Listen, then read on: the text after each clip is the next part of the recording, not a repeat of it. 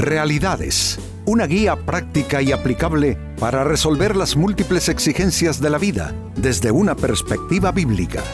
Con nosotros, René Peñalba.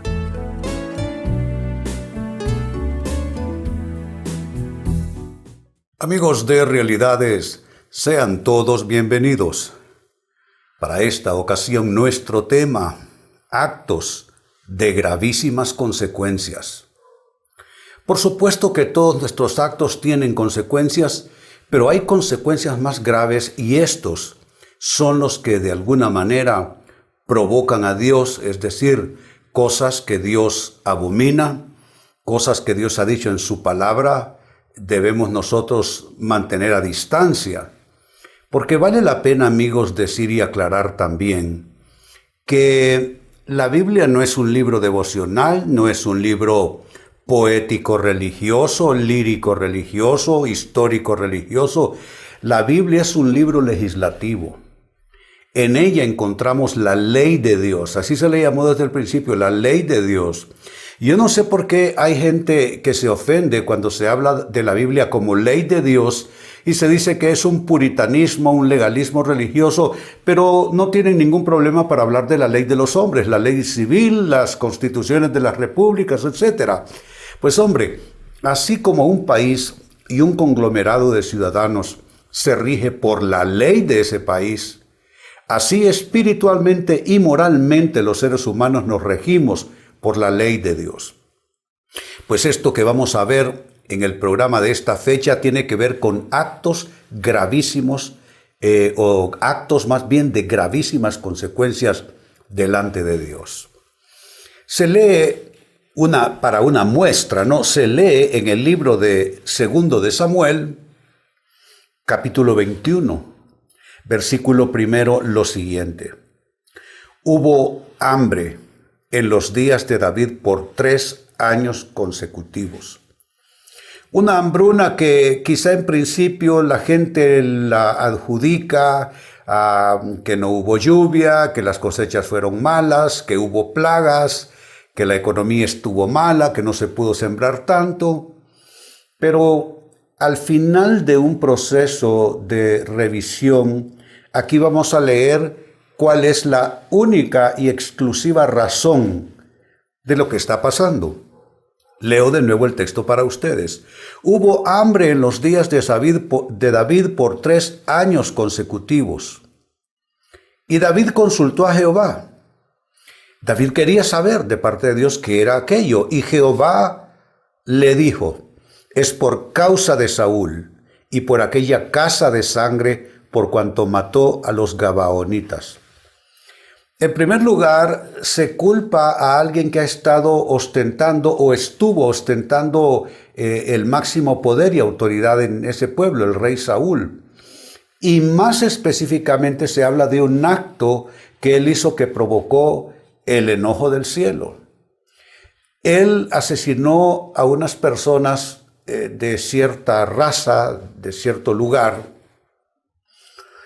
a quienes David les había dado promesa que no les iba a maltratar, y eso tiene razones históricas, que ellos se disfrazaron de gente que andaba rodando en la vida, y así cuando se encontraron con el pueblo de Israel que iba conquistando a su paso desde que salieron de Egipto, entonces estos lograron así de esa manera pues que se les perdonara la vida porque sabían que iban a morir.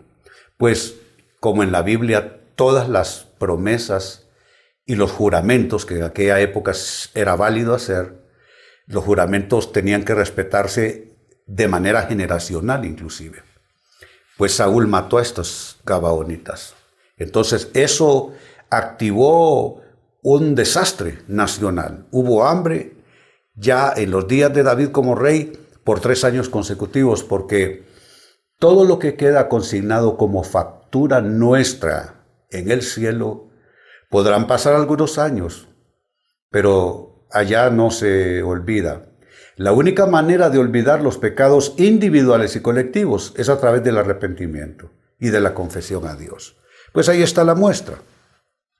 Como un acto injusto, malvado de un rey provocó toda una situación de desastre, de caos, de crisis nacional. Ahora, ya en nuestros días, y tratando de validar qué de aquello es aplicable al día presente, entonces hagámonos esta pregunta: ¿qué actos traen consecuencias gravísimas en Dios, aún en nuestros días? ¿Qué de las amonestaciones, de todo lo que Dios dijo, tengan cuidado con esto no lo hagan, qué de eso todavía se puede decir que es absolutamente válido? Es decir, ¿qué actos traen gravísimas consecuencias en Dios? Primera respuesta: derramar sangre.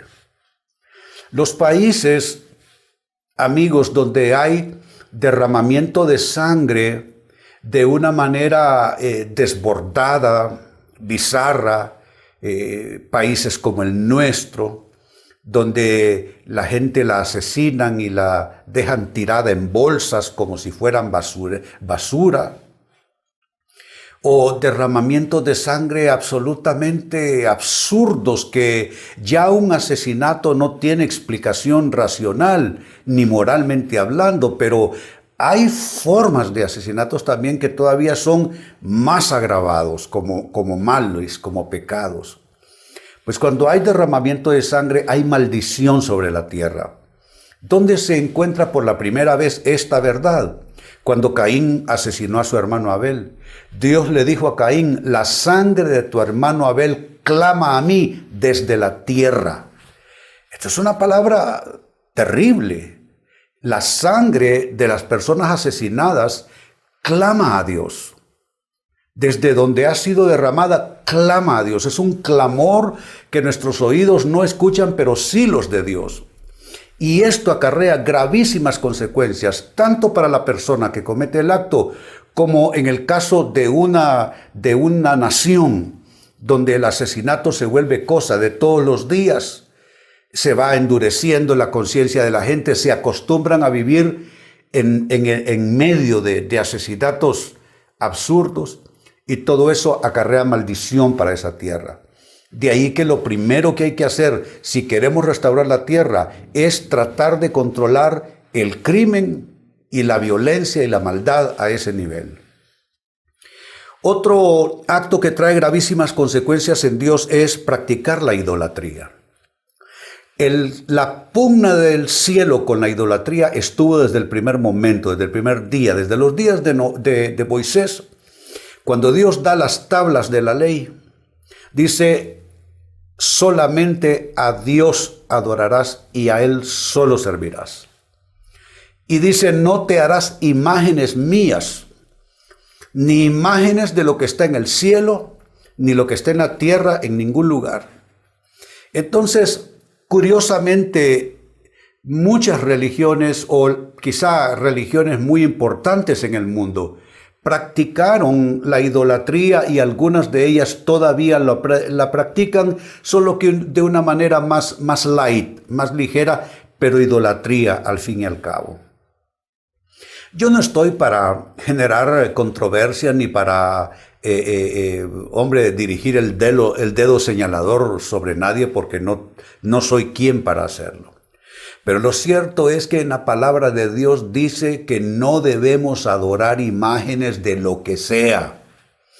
Incluso no hablemos solo de temas religiosos en la manera convencional. Hablemos de las culturas prehispánicas, que muchas efigies y muchos monumentos son solo objetos de adoración. Y muchos los tenemos como adornos en las casas, en las entradas de los grandes hoteles, los grandes edificios, pero son objetos que eran exclusivamente para el culto de adoración idolátrica. Entonces, o idólatra. Entonces, practicar la idolatría siempre es algo que Dios abomina, y eso ciertamente resta bendición y trae gravísimas consecuencias para esas sociedades y esas naciones. Tercer acto que trae gravísimas consecuencias en Dios: practicar la hechicería. Por si no lo sabían, amigos, la hechicería y la idolatría están en el mismo rango, en el mismo nivel en la Biblia. Al rey Saúl se le amonestó en cierta manera y las palabras del profeta Samuel fueron, en el caso del rey Saúl era rebeldía, y le dijo que la rebeldía era como la adivinación o la hechicería. Significa entonces que la adivinación y la hechicería están en el mismo rango, en el mismo nivel. Y es interesante porque muchos que todavía adoran ídolos y se precian de gran intelectualidad, desprecian a los hechiceros por considerar que son unos ignorantes, gente que está quizá en las barriadas moviéndose, vaciando los bolsillos a la gente ignorante. Están en el mismo nivel. No importa si se trata de gente letrada que practica la idolatría o gente ignorante que practica la hechicería, da igual para Dios. Son pecados que traen gravísimas consecuencias. También la hechicería y todos sus derivados están consignados en la Biblia como pecados que no debemos cometer. Hechicería, consultar a los muertos, adivinar la suerte, etcétera, etcétera. Todo eso está consignado como algo que trae maldición sobre los pueblos. Y número 4, con lo que cierro, ¿qué otro tipo de actos traen gravísimas consecuencias en Dios? Cometer actos de injusticia. Sobre todo me refiero a la injusticia cuando se hace parte de la institucionalidad. Qué triste decir esto. Cuando la injusticia es parte de la institucionalidad de un país, ¿qué quiero decir? Que la injusticia paga mejor que la justicia.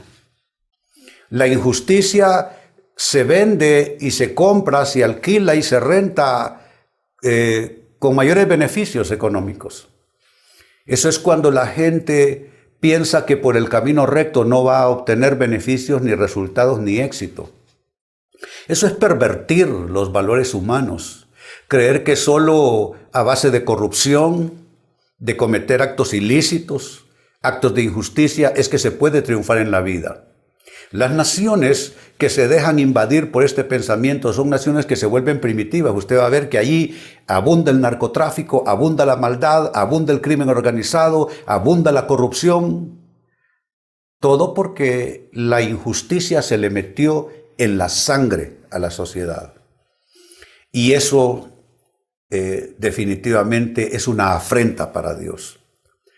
Dice la Biblia que la injusticia que cada uno cometiere, esa misma recibirá de parte de Dios. Entonces, esa es otra manera también de actuar que acarrea maldición sobre los pueblos. Entonces, amigos, leía del segundo libro de Samuel, capítulo 21, versículo 1, lo siguiente. Hubo hambre en los días de David por 3 años consecutivos. Y amigos, vamos a ver que la razón es espiritual. David consultó a Jehová. ¿Por qué? No lo podían resolver. No había manera de garantizar que aquello no se extendiera y esa hambruna matara a todo el mundo.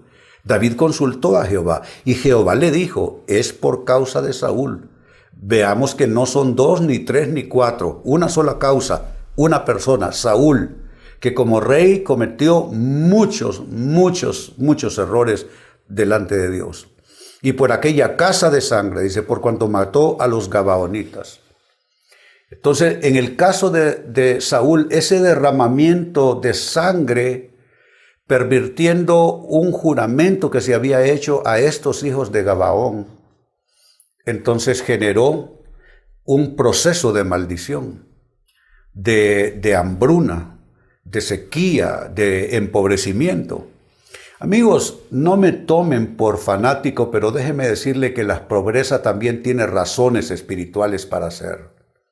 No es solo cosa de falta de educación o de falta de estructuras, etcétera, etcétera, o de falta de una verdadera planificación.